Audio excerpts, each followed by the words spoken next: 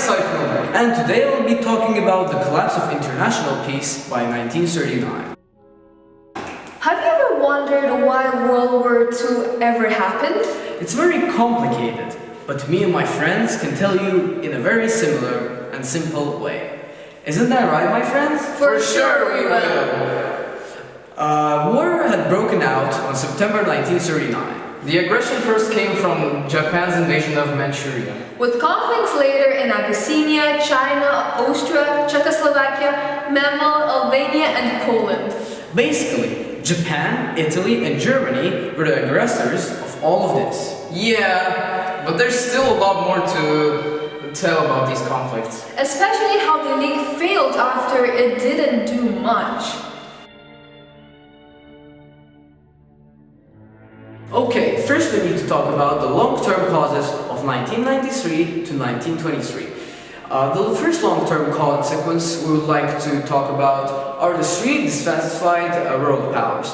Those three were Japan, Italy, and Germany. The second consequence is that Germany was left with a huge potential because apart from German people being dissatisfied with the treaty was unable to successfully limit Germany from regrowing back into a more powerful nation. Germany was the most unsatisfied power. There was an inconvenient thought that if Germany wouldn't sign the TOV and continue to fight, they would manage to win the war. The satisfaction of Germans gave a rise to Nazi part and to Hitler. Any foreign policy action of Hitler from 1933 to 1939 was a violation of the treaty. So these were the German armaments and the remilitarization of Rhineland, the union with Austria, transfer of the Sudetenland from Czechoslovakia, the occupation of the Prague, seizure of Myanmar, and the claims made over Danzig and the Polish corridor. The Treaty of Versailles left Britain satisfied with it. Some Brits even told that the treaty was too harsh for Germany. On the other hand, France wasn't satisfied and wanted the treaty to be harsher. The Versailles settlement brought some anomalies. So firstly, there was the separation of West Prussia by the Polish corridor. Secondly, placing Danzig under the LON's control. Thirdly, they made 3.5 million Germans live in Czechoslovakia.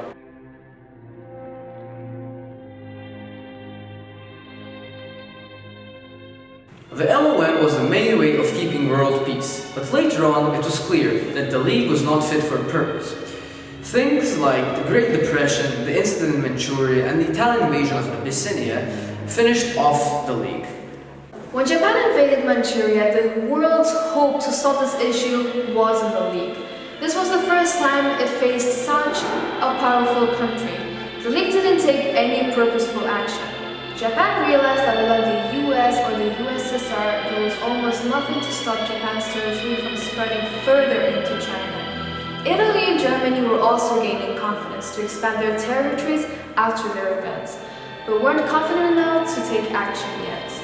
Italy invaded Abyssinia in 1935 because since the League's formation, Mussolini thought that the LON never gave them a normal share of former colonies, like the French and British mandates.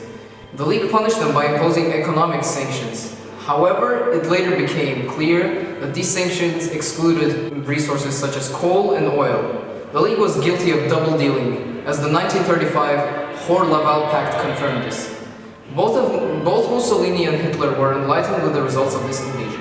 By the beginning of 1930s, it was obvious that collective security was gone and that they needed to find another way of preserving world peace. This meant that both countries had to rearm to stop Germany and Italy from doing anything else.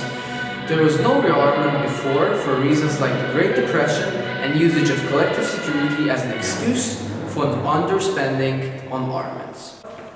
How far was Hitler's foreign policy to blame for the outbreak of war in 1939? What were the Hitler's foreign policy aims? These changes included destroying the TOV, where the disarmament clause would be broken and the lost territory would be regained. Create a greater Germany.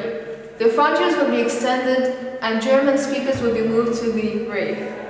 Destroying the communism. They acquire the Lebensraum or living space, where there would be more land for cultivation and expansion eastwards towards Poland and Soviet Russia. Build up a central European empire And after doing this, he wanted Germany to become the most powerful state in the world. How far was Hitler's early foreign policy in 1933 directed towards war? 1933, Germany refused to pay any war reparations. This is how he wanted to go against the Treaty of Versailles, as well as to start to rearm secretly. Secondly, January 1934, he agreed with the 10-year non-aggression with Poland.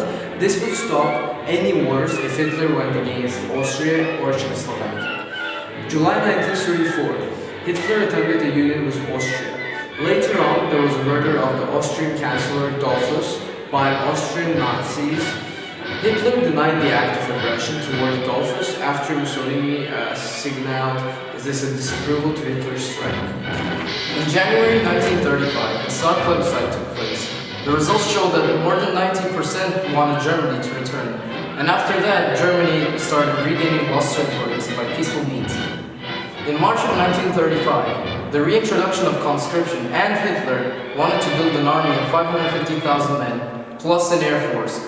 Germany's allies responded with the formation of the Stresse Front, which is a united stand made by the main powers against Hitler's violation of the disarmament clause.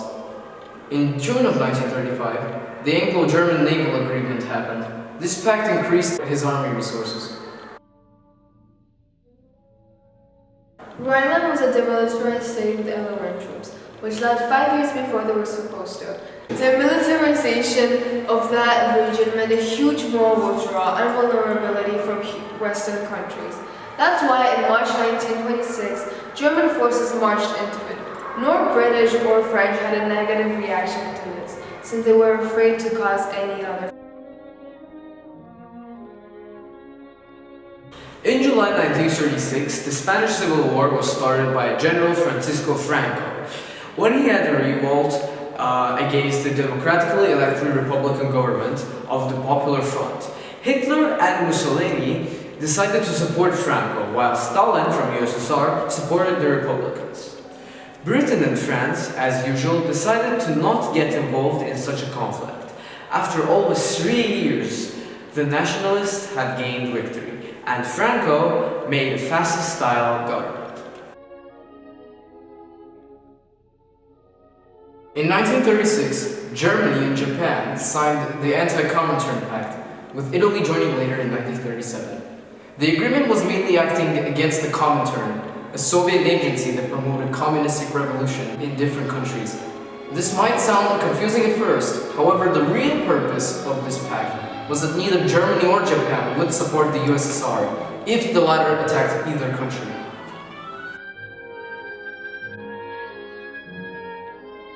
One of Hitler's main foreign policies was to connect all German-speaking people together in the Reich to form a greater Germany.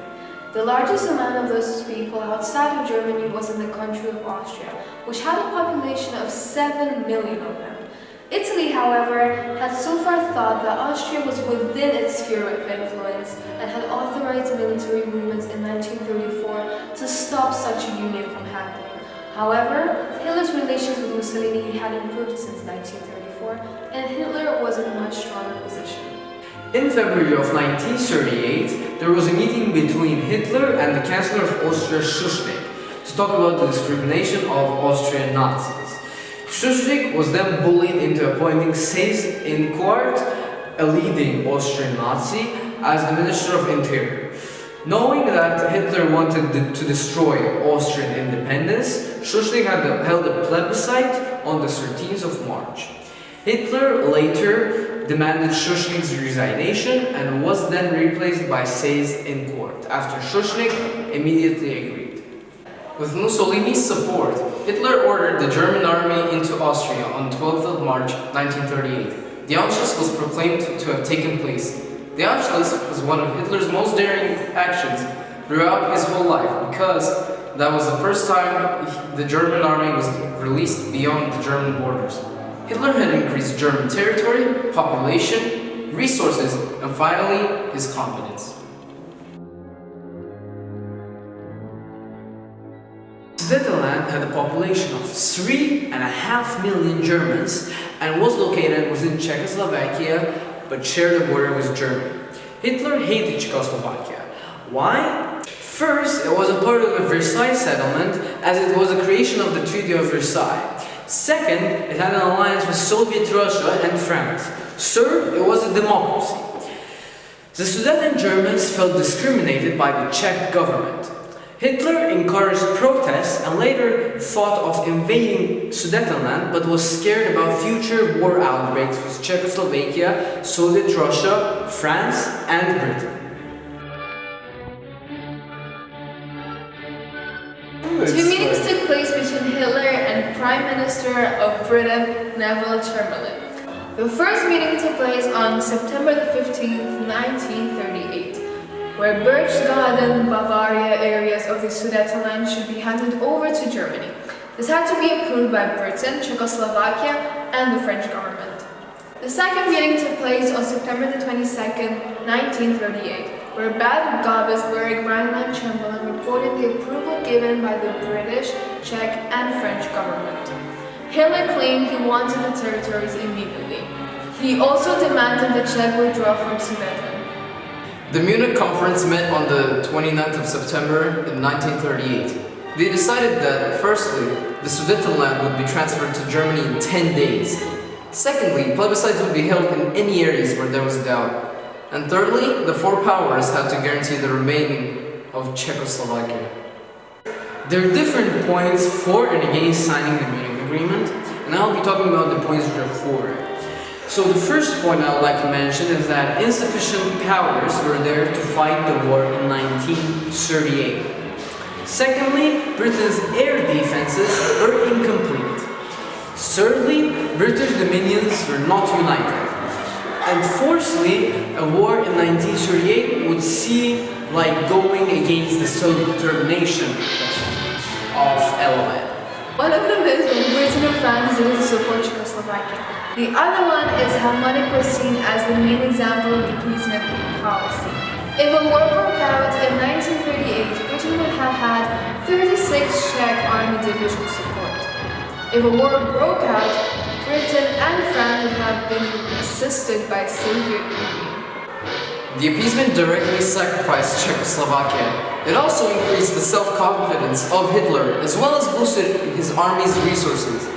However, Britain and France gained time to improve their defenses. The appeasement did four things, such as: first, no one liked Hitler's aggressive actions, but mostly everyone thought it was unfair to limit Germany from being able to defend its own frontiers. A strong approach, as it was said, would make the British dominions feel upset with no self-determination. Do you think it's fair? Who knows? It gave a boost to militarization not only in Germany but in Italy and Japan too. Italy acted aggressive after Abyssinia and supported General Franco in the Civil War. It then invaded Albania. The British realized now that the other three world powers are too strong, therefore they had to improve their military. The appealers were leaders of countries which were chosen by public opinion. They did everything to stay chosen. The public wanted peace in the 1930s, so the leaders had to go for compromises in order to maintain peace. The appeasement also prevented the communism threat. Most European countries feared communism more than Nazism, so their main aim was to ensure that there was a strong anti-communist state. Germany was a solution, since Nazis weren't communists. There were a lot of anti-communists in Germany, which suited the job perfectly. In March 1939, Britain and France left their policy of trying to make Hitler be in favor of a policy of prevention. This was mainly because of the invention of Czechoslovakia. After the Sudetenland became German territory, the rest of the country started to break up.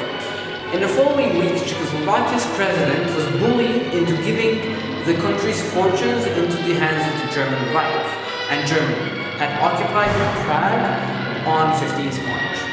This time, Hitler increased territory in order to gain more power for Germany. There are no Germans in Czechoslovakia, which made these actions vague. Hitler was now wanting to have domination of Europe by force. In 1939, there was not much that Britain or France could do to stop the invasion of Czechoslovakia. However, after these events, they knew that Hitler was almost certainly going to invade Poland for a few reasons, such as, firstly, Poland included former German lands since 1919, such as West Prussia. Secondly, Polish corridors separated East Prussia from the mainland of German territory. And thirdly, Danzig, in the Polish corridor, was populated mainly by Germans. Hitler began by demanding the return of Danzig and transport links across the Polish corridor. On the 31st of March, a guarantee by Britain and France was given to Poland that promised if Poland was attacked, it would receive British and French support and assistance. The two powers also began to think of making a Great Eastern Alliance against Germany to prevent a mere war in Poland. For the alliance to work, the USSR had to be persuaded to become a member. One of the major problems was that Stalin feared he was being drawn into war with Germany. After the project was unsuccessful, Poland only had the two powers, Britain and France. Neither country would have provided immediate assistance in the event of a German invasion. So now we'll be talking about how important was the Nazi-Soviet pact. One of the Hitler's foreign policy was also known as the Molotov-Ribbentrop Pact, which was a 10-year non-aggression pact with Soviet Russia. Hitler wanted to ensure that after defeating, he wouldn't be attacked by Soviet Russia. Britain and France declared war on Germany after invading Poland. Therefore, you could say that Germany ignored the demand to withdraw from the invaded areas. They mainly declared war because they realized that Germany was taking over Europe. The events in Czechoslovakia showed that that was everything Hitler desired. This act from those two main powers was unexpected for Hitler. After the Nazi-Soviet pact, he did not see how France and Britain would be any good to Poland. He thought this war was pointless because it would basically be stupid of them to go to war over a territory that Germany had such strong claims over. Fortunately, our video is now coming to an end. In this video, we gave an open and detailed answer for the question of why did the international peace collapse by 1939? By covering nearly everything we had time for, from the LON's failures to the Hitler's foreign policies. Although this period of time wasn't the happiest and the best, but it with no doubt one of the greatest plot twists in the whole history. Just think how many lives would have been saved if the right decisions were made. That is completely true, and we would like to ask you to think about this video for a few minutes after watching it. But for now, Comment below!